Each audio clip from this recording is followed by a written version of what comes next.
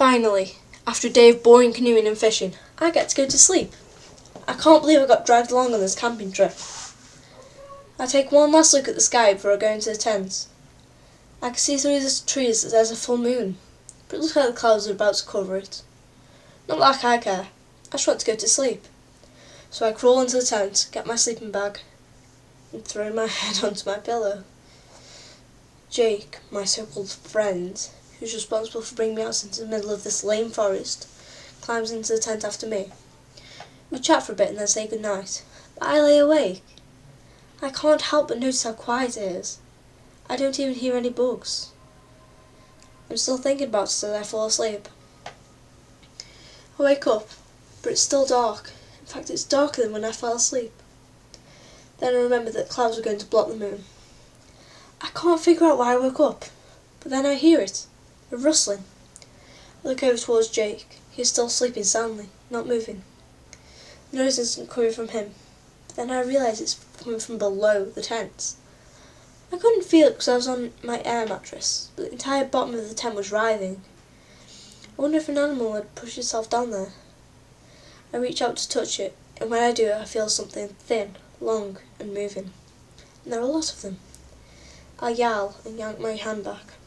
Had we set up our tent on a snake's nest or something? My yell wakes up Jake. He begins to ask what's wrong, then he sees the issue.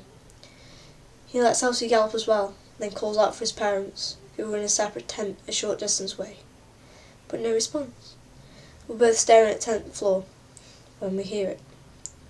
The sound of tree branches moving, but the tent isn't being flapped around.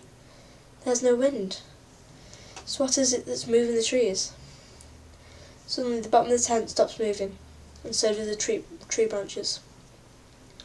We both sit in complete silence, too scared to say anything. Then, right by me, directly outside of the tent, I hear a giggle. It shatters the silence. So do our screams. Once we calm down, we hear more giggling. Lots of it. More than one person could ever do on their own. At that moment, the cloud was clear, allowing the moon's light to shine again. What it shows is a silhouette of a short, 2 foot at most, figure, hunched over by the tent. We can see more of them dropping from the trees, all of them giggling maniacally. Then, all at once, the giggling stops. The one closest to the tent holds up something. It's about the size of a soccer ball. Then, with a horrible sinking feeling, I know what it is. The head of one of Jake's parents.